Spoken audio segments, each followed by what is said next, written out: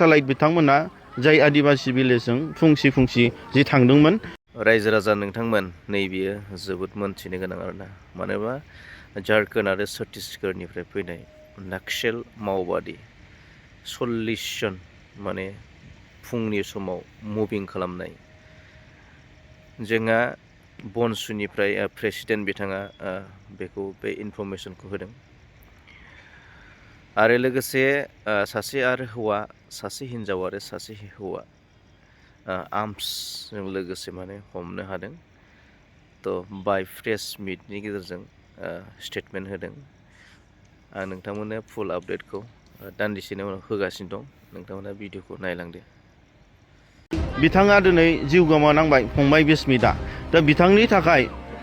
1 crore 1 कौटि दिनै गभर्नमेन्टआ कम्पेनसेसन खालामनांगौ होननानै जों डिमान्ड खालामदों। आरो बेजों लोगोसे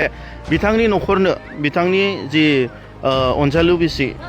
एबा बिथांनि फंबाय सोरबा बिनानावफोरनो बिदि साख्रि होनांगौ होननानैबो जों डिमान्ड खालामदों। आरो जाय बिथांमोना दिनै इनजियर्ड एबा खुनि जादों बिथांमोननो थाखाय सासेयाव 50 लाख होनांगौ आरो बे व्यक्तिफोरनोबो दिनै साख्रिनि बेबस्था खालामनांगौ गभर्नमेन्ट साइडनिफ्राय होननानै जों बेखौ बिथांमोननिसिम डिमान्ड खालामदों। डिपुटि कमिशनारनि थ्रुयै जोंनि मानगोनां प्राइम मिनिस्टार आरो आसामनि चिफ मिनिस्टार, हम मिनिस्टार आरो बिटिसिनि चिफ बिथांमोननिसिम जों मोनसे खावलायहरदों। जिहेतु जाय बिथांमोनहा दिनै फंबाय बिस्मितखौ दिनै बुथारदों आरो बे बुथारग्रा बिथांमोनखौ दिनै शेड्युल कास्ट आरो शेड्युल ट्राइब्स एट्रसिटिस एक्ट 1989 नि नेम बादियै बिथांमोनखौ साजा होनांगौ होननानै जों बिथांमोनखौ रिकुवेस्ट खालामदों। आरो बिनि गेजेरजों बिथांमोनखौ जाय दायनिगिरि बिथांमोनखौ फासि साजा होनांगौ होननानै जों डिमान्ड खालामदों। बेसेबां आदिबासिफोरनियावहाय दिनैहाय दि बोरला थिर लायो आर्म्स एन्ड बोws, बेखौहाय दिनै बिसिनि जि कालचारेल ट्रेडिसन होननानै गभर्नमेन्टआ एलाउड होदोंमोन बेखौ बन्द' टटेलि खालामनांगौ होननानैबो जों डिमान्ड खालामदों। मैया बेलासिनि गेजेराव जे बिथां नाक्सालाइट बिथांमोना जाय आदिबासी भिलेजजों फुंसि जि थांदोंमोन, बिसोरखौ संकसनि दैयावहाय सानै मानसिखौ हमनो मोनदों, सासे हिन्जाव आरो सासे हौवा आर्म्सजों लोगोसे।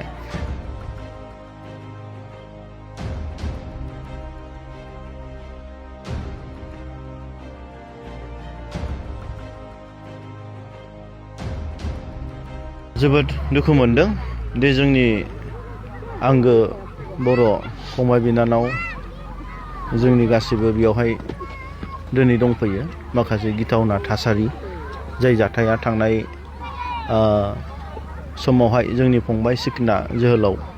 बिस्मित बिथांखौ जे बुथारदोंमोन, बेनि जे उनावहायनो जे माखासे बुल बुजाबुजि मिसआन्डारस्टेन्डिं माखासेनि गेजेराव बे जोंनि बर' फंबाय बिनानावमोन, जोंनि बर'नि न'खरनि मानसिफ्रा दिनै बिदि थाफैनांदों। जोबोद दुखुनांथाव। आरो बर' माहारियारि फरायसा आफादा बेफोरबादि भायलेन्स आरो बेफोरबादि जाथायखौ जों जेब्लायबो सोंखारियो आरो जेब्लायबो बिनिफ्राय उदाङाव थानो थाखाय बर' माहारियारि फरायसा आफादा खामानि मावदों आरो मावगासिनो दङ। दा दिनैहाय जोङो बेखौनो खबर लाफैदों, नैबे जिंस्कि जि मोनसे रिलिफ केम्प कारिगावनि साहा, दे जोंहा दिनै कम्बल जिथु गोजां बोथोर, उन्दैफोर दं, जोंनि बैसो जानाय मानसिफोर दं, डिलिभारिफोर दं। आरो थांनाय समावनो जोङो फैनानै जेब्ला रिलिफआ स्टार्ट जादों, बेवहाय जोङो पुलिस प्रशासन आरो जोंहा माखासे सार्कोल अफिसार्सफोर आरो डिपुटि कमिशनार बिथांमोनजों कलाबरेसन खालामनानै दा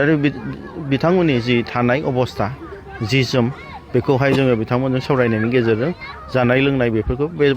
बेबस्था खालामनायाव जों थोजासे बर' माहारि फरायसा आफादा मदद होदों। आरो बिनि गेजेरजों जोङो मैयाहाय जिहेतु जोंहा दिनै आसामनि केबिनेट मिनिस्टार्स जेरै जयन्त मल्ल बरुवा बिथां आरो जोंना चरन बर' बिथां आरो जोंनि मानगोनां बिटिसिनि चिफ हाग्रामा महिलारि सार आरो बेजों लोगोसे गोबां इएमफोर, एमएलएसफोर बिथांमोनाबो जेसेबां हानायखिनि गभर्नमेन्टनिफ्राय, बिटिसि गभर्नमेन्टनिफ्राय, आसाम गभर्नमेन्टनिफ्राय कलाबरेसन खालामदों, सहाय खालामदों। आरो बिथांमोननि गेजेरजों मैयाहाय जोङो जितु बिटिसिआवहाय जे मोनसे गोबां सानथालिफोरनि आफादफोर आरो जोंनि बर'फोरनि आफादफोर जेरै साहित्य सभा, एबसु, बनसु आरो गोबां जेरै जोंहा बड'लेण्ड जनजाति सुरक्षा मन्च आरो गोबां आफादफोर, बेजों मोननैबो कमिउनिटिनि गेजेरजों सावरायनायनि गेजेरजों आरो जोंनि केबिनेट मिनिस्टार्स जेरै जयन्त मल्ल बरुवा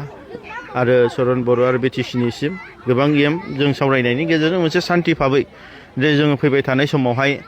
मोनसे परिबेस लाबोफिननांगौ बे परिबेसखौ सावरायनाय जादों आरो बेनि गेजेरजों दे जोङो मोजां मोनसे थासारि जे आगोलनि बादे जे मोनसे जों मावनानै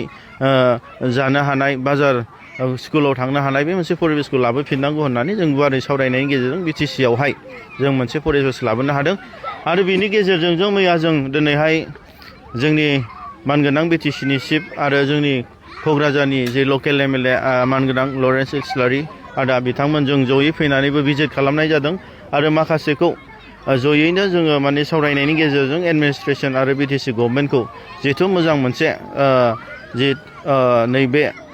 रिलिफ केम्पफ्रावहाय मोजां मेडिकेल चेकआप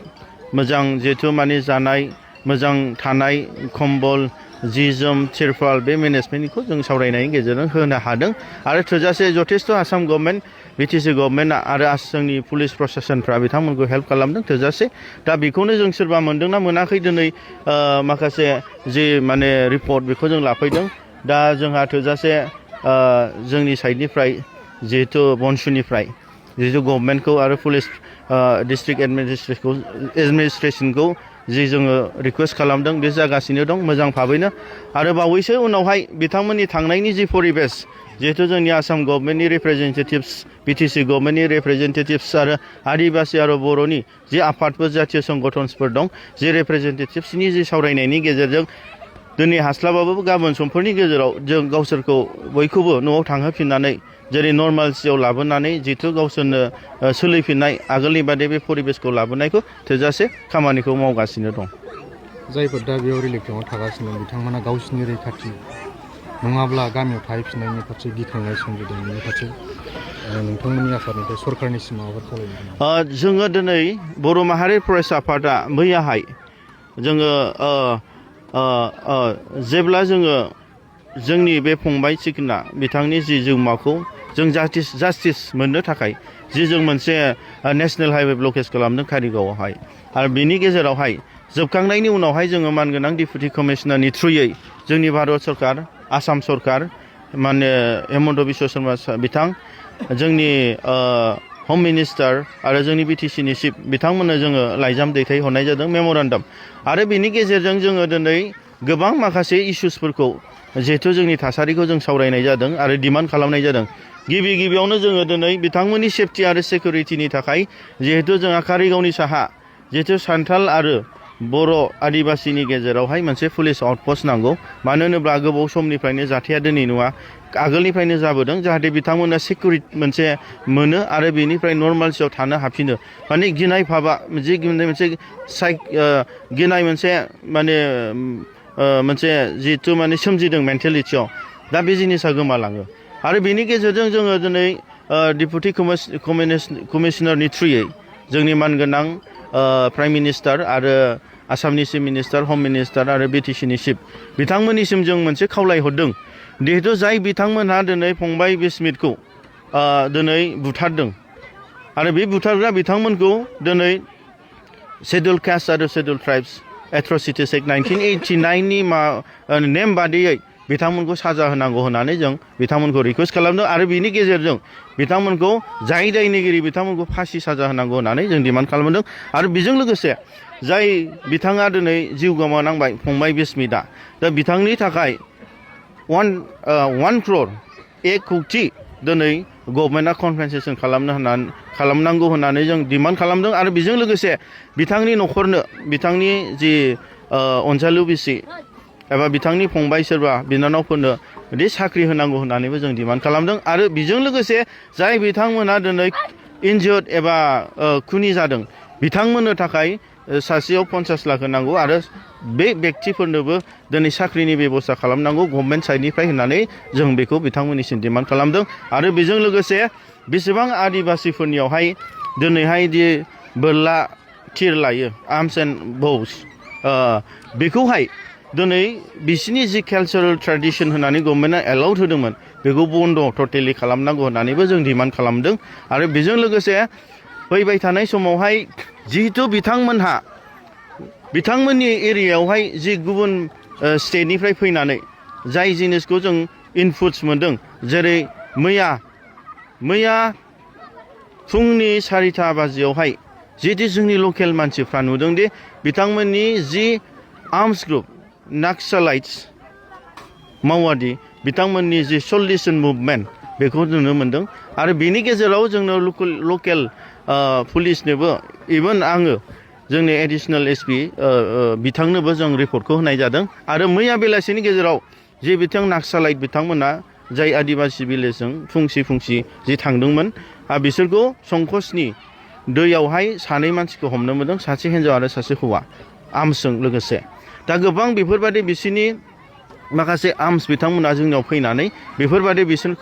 बिसिनि माखासे आफादफोरखौ लानानै गोबां बेफोरबादि बिदिनो एक्सटर्सन खालामनाय, सोरबा कन्ट्राक्टरनाव फैसा बिनाय, सोरबा बिजनेसमेनखौ किडनाप खालामनाया दिनै जाथाया जाबाय थानो मोन्दों थांनाय समफोरनिफ्रायनो। लास्ट इयारावबो मेबि बोसोरनैसो सिगांबो सोरबा नेपालिखौ बिथांमोना किडनाप खालामनानै हाग्रायाव खानानै दोनहैदों नाक्सालाइट बिथांमोनहा। दा बेखौबो पुलिसा रिकभार खालामनो मोन्दों। दा जाहाथे बेफोरबादि जाथाय जाया जोङो दिनै माखासे सान्थालि लिडार्सफोरखौबो होनदों